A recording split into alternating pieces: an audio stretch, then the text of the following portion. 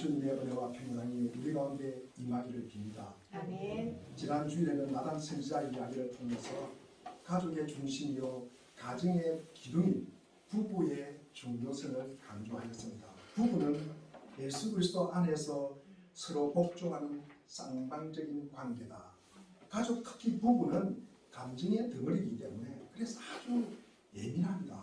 서로에게 일방적 강요로 자기 욕심을 내게 되면 파국으로 치닫게 됩니다. 그래서 배우자를 암사선처럼 그리고 때로는 그릇처럼 더 조심하게 대해야 합니다. 베드로전서 3장 7절도 보면은 남편들아 이와 같이 지식을 따라 너희 아내와 동거하고 그를 더 연약한 것이요 또 생명의 은혜를 함께 이어받을 자로 알아 기히 여기라. 이는 너희 기도가 막히지 아니하게 하려 함이라. 아내를 은혜로 주시는 생명을 함께 물려받은 사람이 배우자입니다. 이는 우리로 하여금 하나님과의 관계를 맺어 소통하면서 우리 하나님께서 공급해 주시는 복을 받기 위함입니다. 우리가 누구랑 싸우고 기도하면 기도가 됩니까? 우리 안에 울분이 있고 화가 치밀어 오르는데 어떻게 하나님과 대화가 되겠습니까? 특히 가까운 사람과 다투고 예배를 드린다. 예배의 자리에 앉아 있는다. 기도를 한다. 찬양을 드린다. 우리가 입은 벌릴 수 있지만도 우리가 이 자리에 앉아 있을 수는 있지만 하나님과의 소통은 막혀버리는 것입니다. 하나님과의 관계는 먹통이 되는 것입니다. 그래서 하나님을 볼 수도 없을 뿐더러 하나님의 음성을 듣는 기도 막혀버립니다. 하나님의 말씀 안에서 내 삶에 적용되는 이 깨달음도 왜곡시켜버립니다. 우리가 가정의 달에 가족에게 특히 배우자에게 우리가 거룩함과 존귀함으로 대하셨습니까? 그렇게 하셨습니까? 대답이 아무도 없으실까요? 여론조사 기관에 보면은 대기업 직원을 대상으로 직장 생활하는데 가장 힘든 것이 무엇이냐 이렇게 물어보면은 업무가 힘들까? 그리고 뭐라고 생각합니까? 실직에 대한 압박이 힘이 들까?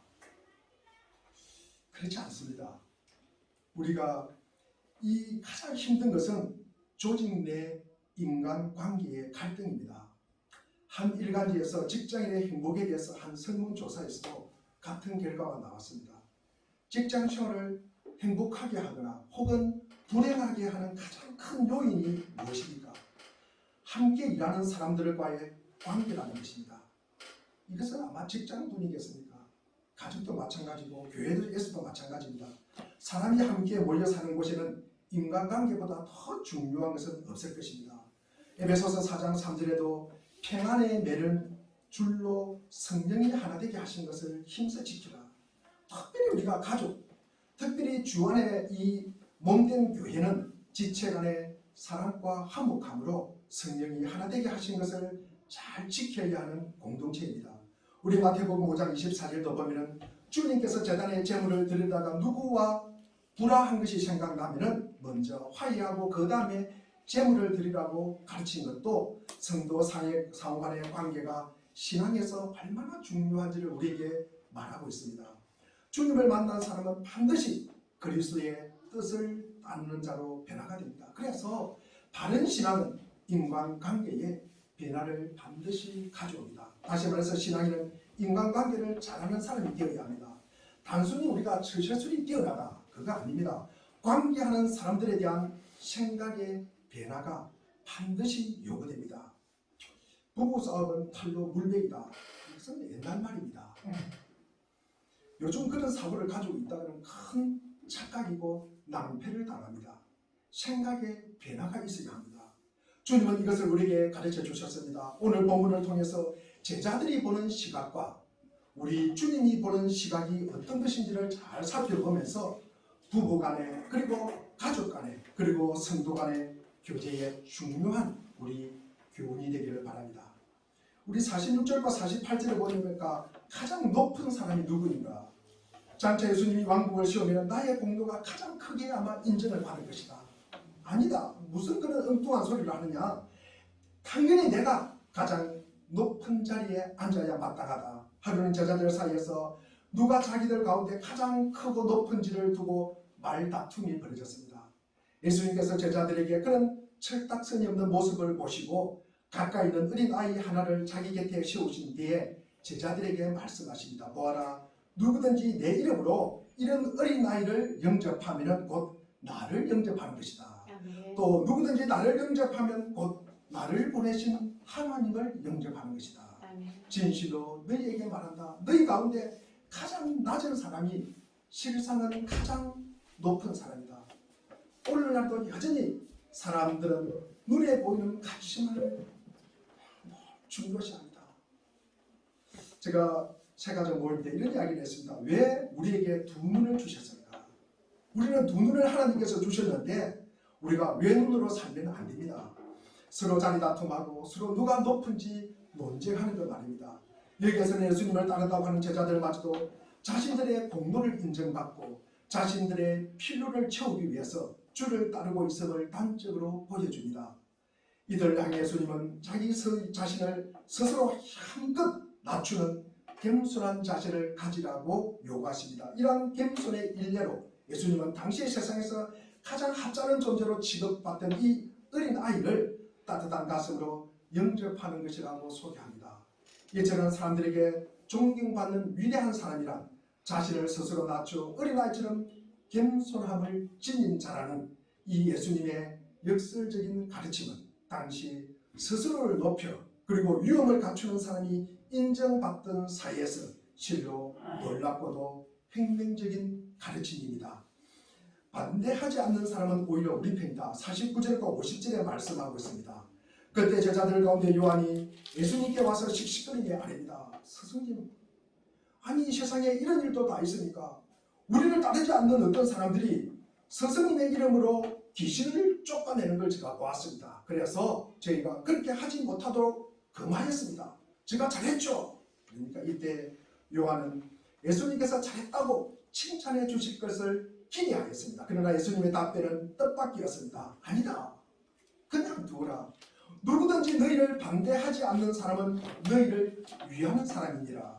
이때 예수님은 제자들에게 관용과 포용의 자세를 가르치십니다.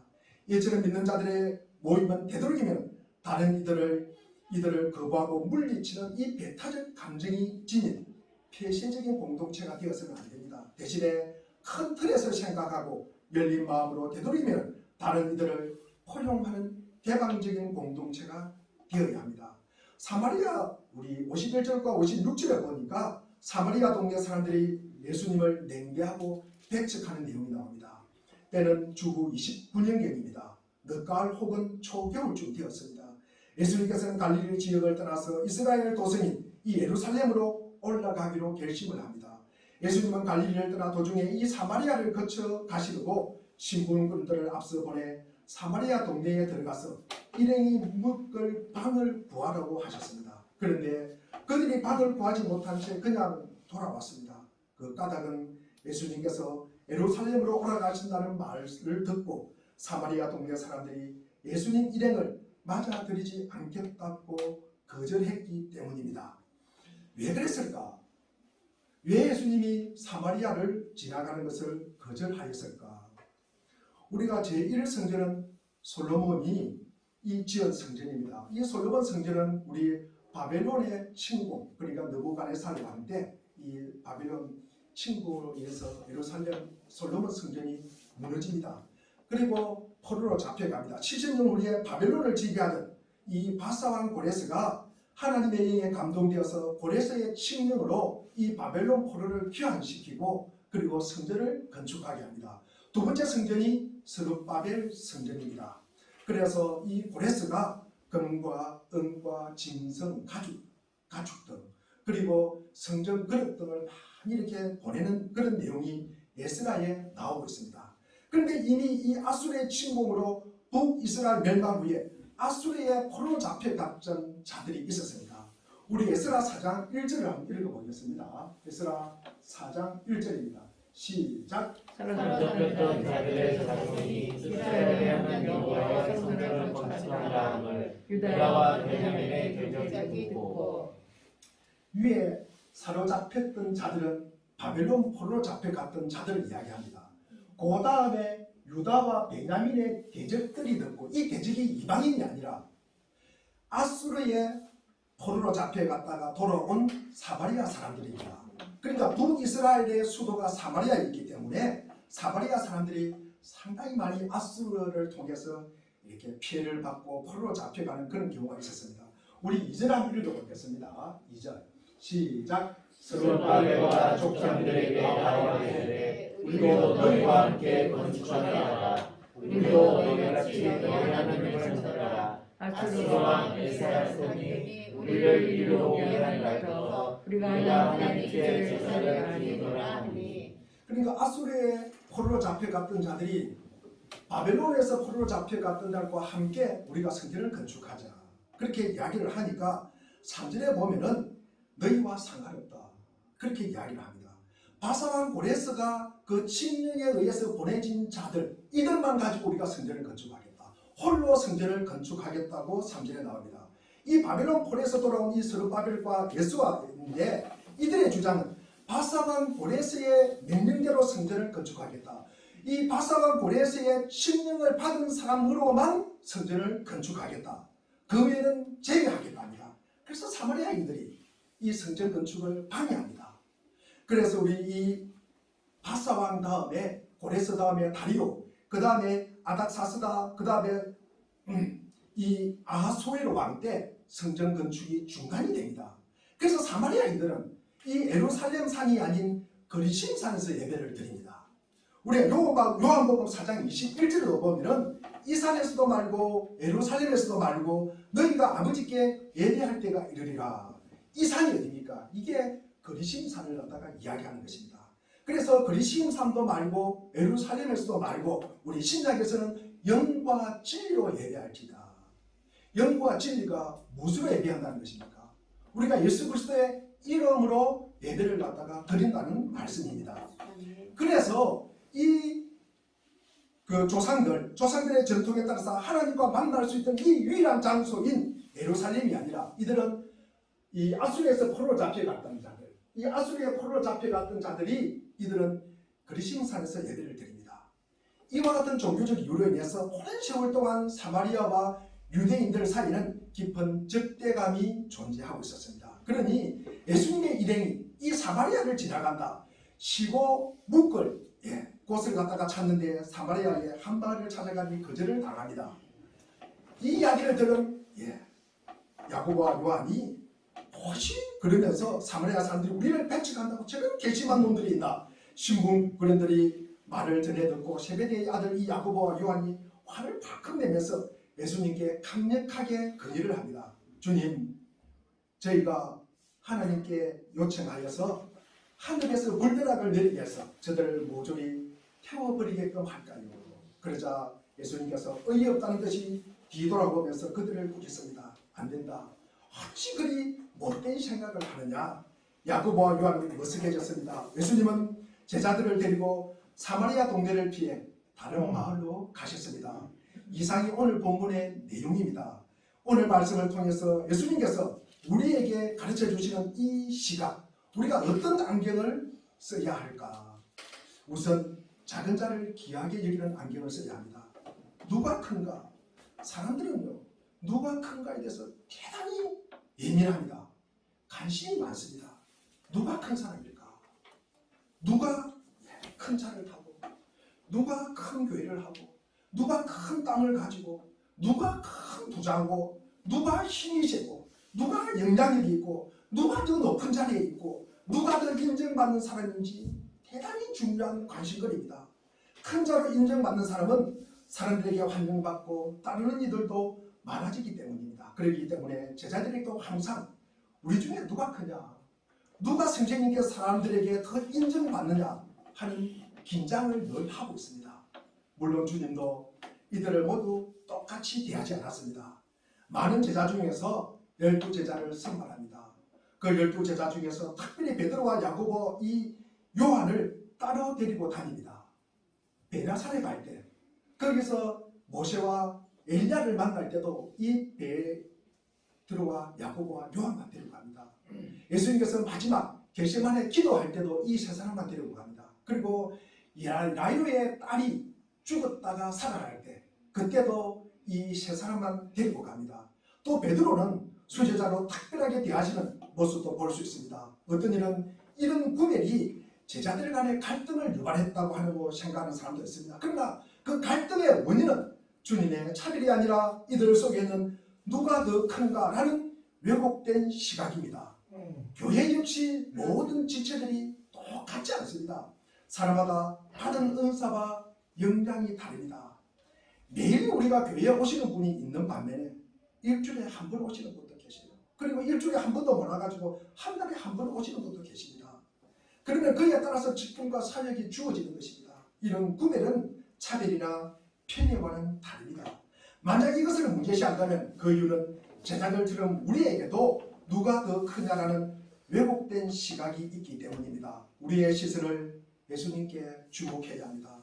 서로 자신이 더 크다고 하는 이 논쟁하는 제자들 앞에서 예수님은 한 어린아이를 높이 세우시고 이 아이가 가장 큰 자라고 선포하고 있습니다. 물론 예수님께서 후일 제자들이 교회의 사도로서 갖게 될 권위를 무시하는 것은 아닙니다. 주님이 가르치는 것은 리더로 세워질 자들에 대한 시각의 변화입니다. 48절에 너희 모든 사람 중에 가장 작은 그가 큰 자니라.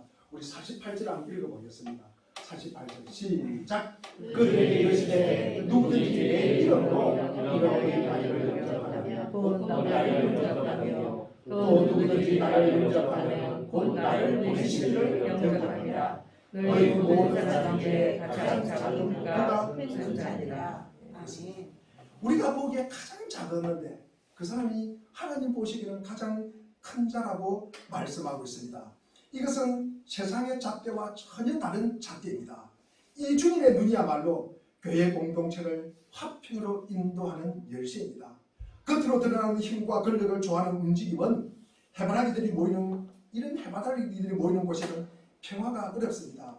그 속에는 경쟁과 질시와 그리고 우월감과 열등감이 혼재합니다. 그리고 그런 곳에는 분열과 다툼이 일어나기 마련입니다. 이것을 치유하는 길은 다른 무엇이 아니라 예수님의 눈을 갖는 것입니다. 예수님의 안경을 쓰는 것입니다. 예수님의 시각으로 우리가 보는 것입니다. 헨리 나우엔이 쓴 이 아달이라는 책이 있습니다. 그가 예수님의 눈 그리고 예수님의 안경을 갖게 된 경험이 담겨있는 책입니다. 예수의 사제로서 최고 석학으로 예일대와 하버드의 교수였던 이 나우엔은 학교를 떠나 캐나다 토론토에서 라르시 공동체의 목회자로 갔습니다. 라르시 공동체는 정신지체 아들을 돌보는 것입니다. 거기서 그는 남의 도움 없이는 전혀 살아갈 수 없는 중증장애인인 아담을 만났습니다.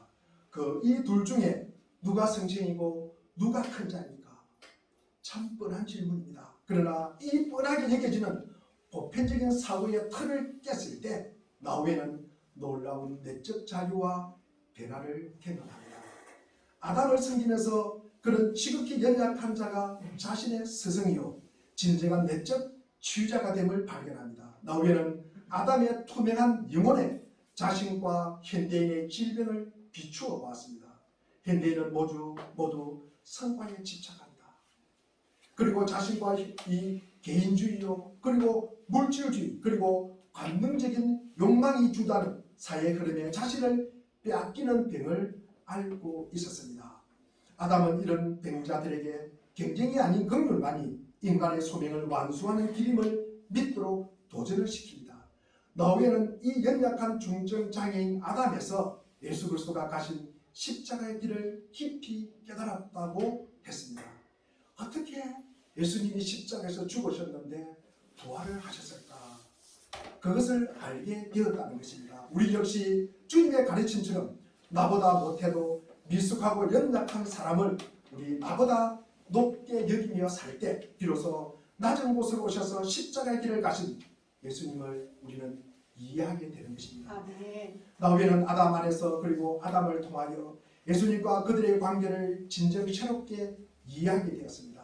우리가 여러분 지금까지 세상이 주었던 안경을 벗어놓고 주님이 주시는 안경을 바꾸어 끼시기 바랍니다.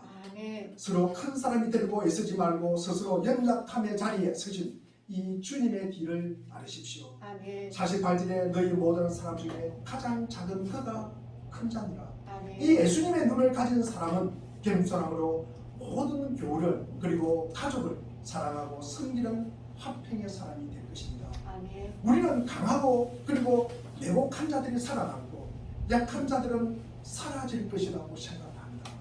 그러므로 강한 자들은 세상의 먹이를 독차지하고 그리고 매력 있는 짝을 얻고 가장 많은 후손을 낳을 수 있다고 생각합니다.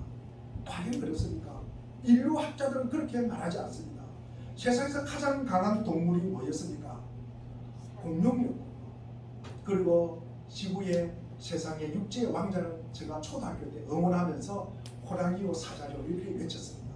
바다는 고래라고 외쳤습니다. 그런데 이런 사자, 호랑이, 바다는요 지금 멸종 위기에 있습니다.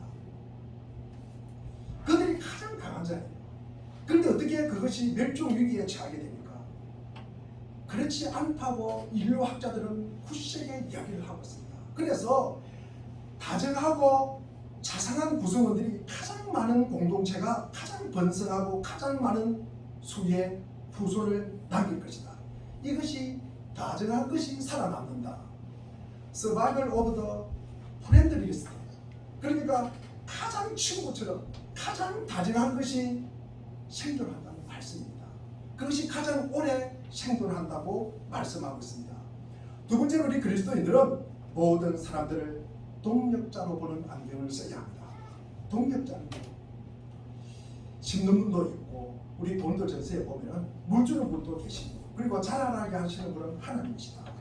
우리가 함께 일하고 함께 노력하고 함께 열매를 우리가 취하는 것입니다. 영화 베너에 보면은 이 유대적 이 귀족인 베너와 그리고 그의 소꿉 친구인 이 마살라의 감격적인 만남으로 그 영화가 시작됩니다. 그러나 이 만남이 불행의 시작입니다. 로마에 저항하는 무리를 색출하고자 했던 이 마살라가 베네에게 자신의 친구로서 반역자 색출에 협조해달라고 강요를 합니다. 만약 그렇지 않으면 자신의 적이라고까지 말합니다. 민족을 배반할 수 없었던 베네는 메살라의 제의를 거절하고 이로써 둘은 갈라서게 됩니다. 이 메살라는 세상을 아군과 적군으로 탁 나눕니다. 그러면서 이분화시킵니다. 그런 재능적인 사람이 이 메살라입니다. 로마를 위해서 일하지 않는 자 그것은 로마의 적이다. 그리고 자신의 적이라고까지 하는 이런 사고 때문에 메살라는 로마와 유대의 평화를 지향하는 가장 좋은 친구인 베너를 적으로 만들고 말았습니다. 사도 요한이 바로 이러한 사고를 가진 사람입니다. 당시 예수의 이름을 사용하여 귀신을 쫓아내는 사람들이 있었습니다. 이들은 예수의 제자가 되지는 않았지만 예수에 대해서 그 이름을 부르면서 가장 호감을 가졌던 사람들입니다. 그것은 분명한데 그런데 그들을 향하여 요한이 말합니다. 너희가 우리 선생님의 이름을 사용하려면 우리를 따라라. 그렇지 않으면 사용하지 말아라. 우리 선생님의 이름을 사용하지 말아라. 요한은 이들이 하는 일을 금하였다고 기록하고 있습니다. 요한의 시각은 한마디로 나를 따르지 않는 자, 나처럼 하지 않는 자, 그리고 나를 위하지 않는 자는 모두 나를 대적하는 자라고 얘기합니다. 우리 역시 요한과 같은 생각을 갖기가 쉽습니다. 옹졸하고 배타적인 마음으로 나와 조금이라도 다르거나 반대하는 사람을 적으로 간주하는 우를 범하게 됩니다. 그러다 보면은 많은 사람들과 마음을 닫고 살게 됩니다. 그들과 대립하고 살게 됩니다. 그리고는 자신의 뜻과 취향이 같은 사람하고만 그 몇 사람하고만 어울립니다. 이러한 태도는 공동체의 분열과 분쟁을 이야기하게 됩니다. 그러나 예수님의 시각은 요한과는 정반대입니다. 우리 50절에 보면 예수께서 이르시되 금하지 말라. 너희를 반대하지 않는 자는 너희를 위하는 자니라. 예수님의 시각은 나를 대적하지 않는 사람은 다 나를 위하는 사람이다. 즉 나를 대놓고 100% 적대시하는 사람을 제외하고는 다 내 편이라고 말합니다. 나와 다른 것이 있고 코드가 맞지 않아도 내 편이라는 것입니다. 우리가 요한의 시각을 따르면 나를 100% 따르지 않는 사람은 내 편이 아닙니다. 반대로 이야기하면 100% 내하고 똑같은 사람이 내 편입니다. 그런데 예수님의 시각에 따르면 나를 100% 반대하지 않는 사람은 다 내 편이라고 합니다. 그러면은 1% 아니 10%만이라도 같은 것이 있으면 뭡니까? 내 편이 되는 것입니다. 여러분은 어떻습니까? 우리가 예수님의 시간을 갖고 주위를 돌아보면 내 편이 아닌 사람이 없습니다. 나와 100%가 아니라 40% 아니 30% 20% 10%만 내 생각과 맞아도 나를 위하는 사람이고 내 편이 되는 것입니다. 아멘. 나의 기질과 생각이 많이 다른 A 집사도 따지고 보면 내 편입니다. 회의 때마다 내 의견에 반대합니다. 그러면서 내 마음을 상하게 하는 사람이 있습니다. 그런 B 집사도 나를 위하는 사람입니다. 나와는 신앙 스타일이 너무 다릅니다. 그래서 종종 예배드릴 때 눈살을 찌푸리게 하는 일도 생깁니다. 그러면 C 집사도 내 편이라는 말씀입니다. 교회 안에서 내 편이 아닌 자가 어디 있겠습니까? 사실 우리가 달라야 얼마나 다르겠습니까? 만일 우리가 주님의 안경을 쓴다면 교회 다툼과 분쟁이 생길 이유가 없습니다. 꽁한 마음으로 원수처럼 여기고 다시는 안 볼 것처럼 등을 돌리고 내 교제권에서 몰아낼 사람은 아무도 없다는 말씀입니다. 우리가 예수님의 안경을 쓰고 우리의 마음을 넓혀야 합니다. 우리의 그릇을 넓혀야 한다는 말씀입니다. 요한의 안경을 벗고 우리가 예수님의 안경을 쓰시기를 바랍니다. 아멘. 그리스도인들은 대적하지 말고 축복의 안경을 써야 합니다. 아멘. 우리에게는 대적한 자가 널리 있습니다. 정면으로 우리를 거스르고 우리를 모함하기도 하고 우리의 말을 왜곡하기도 하고 그리고 괴롭히기도 하고 원수처럼 행하는 사람도 늘 만납니다. 이때 우리가 어떻게 해야 됩니까? 예수님의 일행이 갈릴리 예루살렘으로 가기 위해서 사마리아를 통과합니다. 그런데 어느 마을 사람들이 노골적으로 예수님의 일행을 가로막습니다. 그곳을 지나가지 못하게 합니다. 이에 분개한 야고보와 요한이 말합니다. 54절에 주여 우리가 눈을 매하여 하늘로부터 내려 저들을 멸하기를 원하나이까. 이 두 제자의 모습에서 자신을 가로막는 이 사마리아 사람들에 대한 적개심이 보이지 않습니까? 이것이 우리 육신의 적나라한 모습입니다. 누군가 나의 길을 방해해요.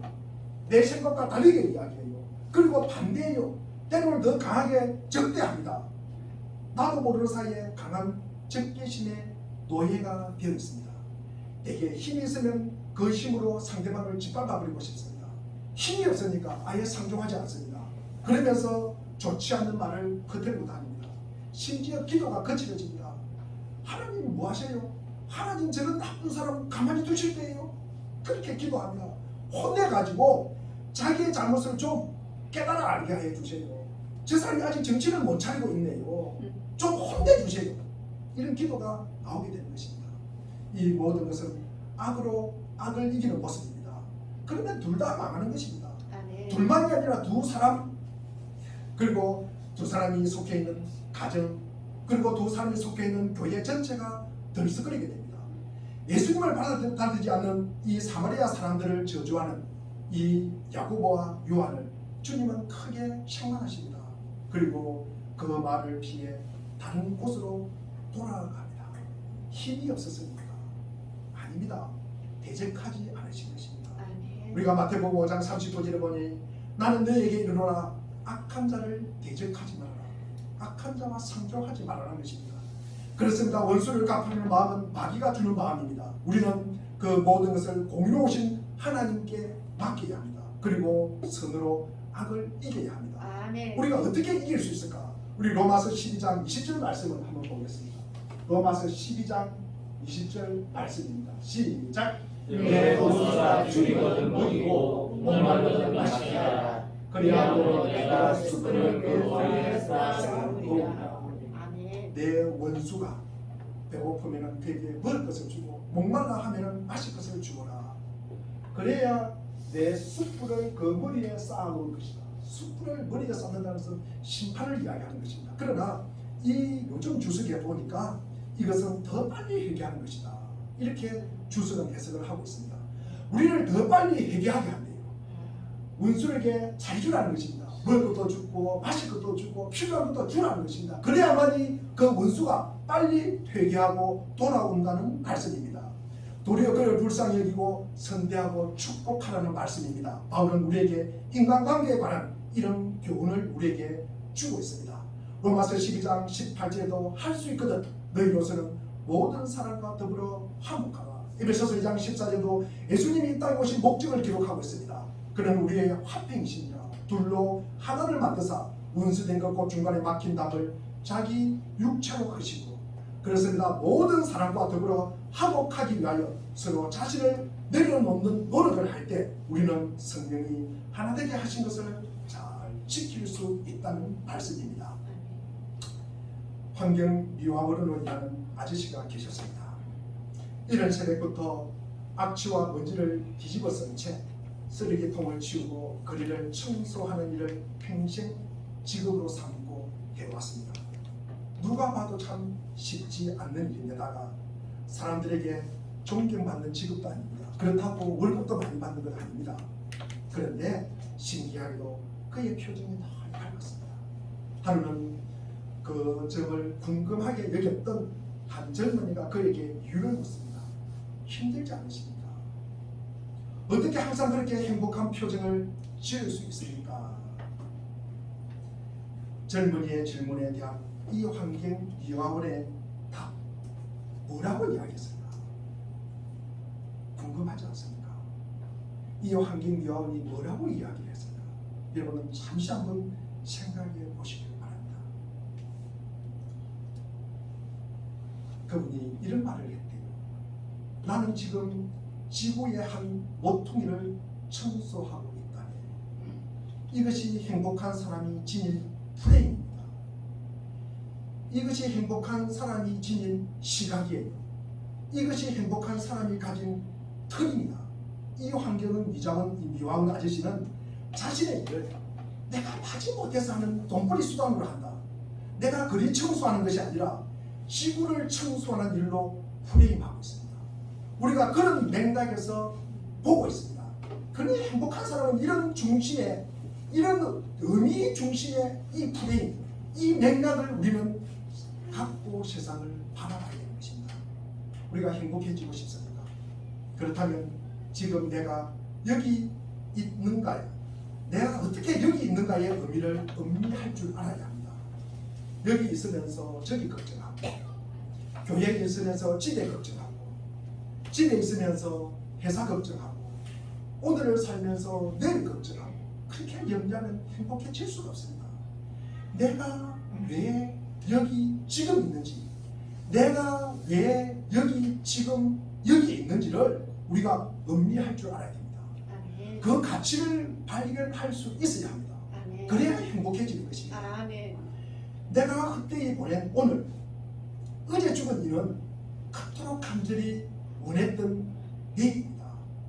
우리는 이 시간을 갖다가 그런 시간을 가질 때 우리는 시간의 중요성을 알게 되는 것입니다. 늘 마지막으로 만나는 것처럼 사람을 대하십시오. 오늘 저 사람을 내가 마지막 만난다. 내가 저 사람과 오늘 하는 대화가 이 세상에서 마지막으로 생각하는 마음으로 사람을 대하십시오. 그래야만 그 사람을 진실히 대할 수가 있는 것입니다. 우리가 똑같은 현상을 보는 시각에 따라 너무나 달라 보인다는 것입니다. 우리가 세상을 안경을 쓰느냐, 예수님의 안경을 쓰느냐에 따라서 너무나 큰 차이가 있습니다. 전에는 세상이 참 이념이 대결로 갈등을 참 야기를 많이 했습니다. 한때는 또 지역 감정을 조장하면서 갈등을 유발하였습니다. 지금은요, 젠더 갈등이에요. 성의 대결입니다. 그러면서 세대 간의 갈등을 또 부추깁니다. 그러면서 이득을 취하는 집단이 있어요. 그것은 악입니다. 이런 갈등은 누구를 위한 것입니까? 오늘 우리 믿음의 사람들은 그리스도의 눈으로 예수님이 가르쳐 주신 이 시각으로 우리는 세상을 바라봐야 되는 것입니다. 작은 자를 귀하고 소중하게 여기십시오. 누구를 차별하고 판을 짓는 것이 아니라 하나님의 일을 함께하는 그리스도의 동역자로 알고 대적하지 말고 서로를 축복하고 서로를 섬기는 가운데 화목한 가정, 아름다운 믿음의 공동체, 생명과 자유가 넘치는 교회, 하나님 나라를 세워가는 우리 모두가 되기를 기원합니다. 기도하겠습니다.